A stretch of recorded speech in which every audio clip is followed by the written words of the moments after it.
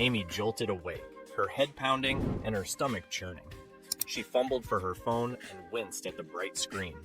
A text from Maya. "Hey, send me that pic of us in costume from last night. XOXO. Last night? Her brain struggled to piece it together, but it was a blur. She scrolled through her photos, cursing under her breath. There it was. A group shot of Maya and her friends at the murder mystery party. All 5 girls, dressed to kill, literally. Maya was the starlet, always center of attention. The others played their roles: the busybody, the social climber, the professor, and Lee, the old lady. Lee's costume had been a hit, especially considering how young she was. That aged makeup and cane made her look ancient. The photo was weird. A bright glare from Maya's kitchen appliances distorted part of the shot. Amy ignored it and sent the picture anyway.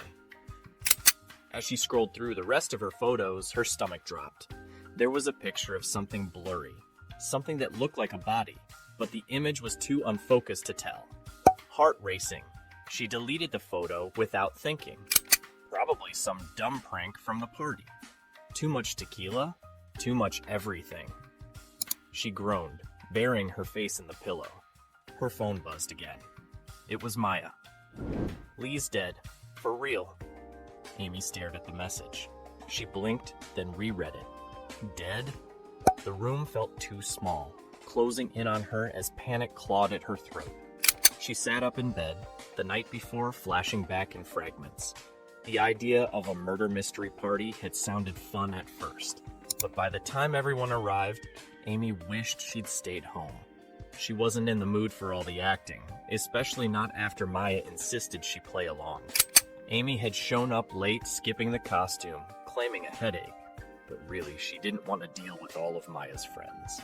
They were younger, tighter knit, always together, like some sort of clique Amy never fit into. Then there was Lee, Patrick's girlfriend, new to the group, but she had everyone's attention the moment she walked in. That costume, the old lady act.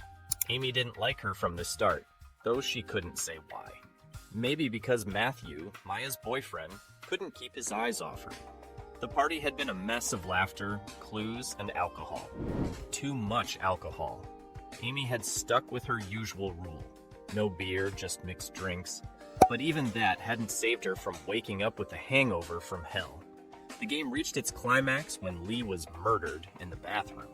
Everyone laughed at her over-the-top performance. Ketchup smeared across her chest like fake blood. Amy had been impressed, even in her drunken haze. Lee could act. Hell, she could steal the spotlight even as a corpse. Now she was really dead. Amy threw on a hoodie and grabbed her keys, feeling the weight of Maya's text.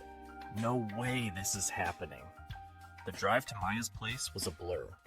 Her mind spun with a mix of panic and disbelief. When she arrived, the house was eerily quiet. Maya was sitting on the couch, staring at her phone with swollen eyes. She looked up as Amy walked in, her voice small and cracked. "They think it was an accident." Maya's words hit like a hammer. "But there was something in the water, some kind of peanut trace. She had an allergy." "What the fuck?" Amy dropped into the armchair, her mind reeling. "Water? What water?"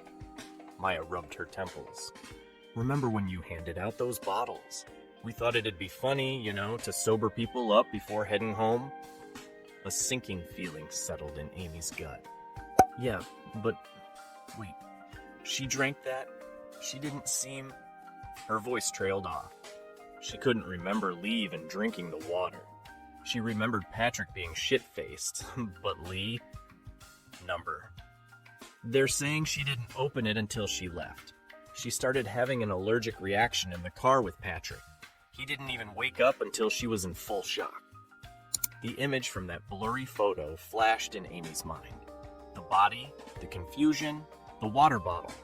She'd taken a picture of something, or someone, during the night. The anxiety gnawed at her gut. Why the hell did she delete it? Her phone buzzed again, a number she didn't recognize. She let it ring. Probably the cops. Maya wiped her eyes. They questioned Patrick this morning, He said she always carried an EpiPen, but it wasn't in her bag. Amy's blood turned cold. So what? They think someone did it on purpose. Maya looked at her, eyes wide. That's the thing. They don't know, but they said she didn't have that water when she came.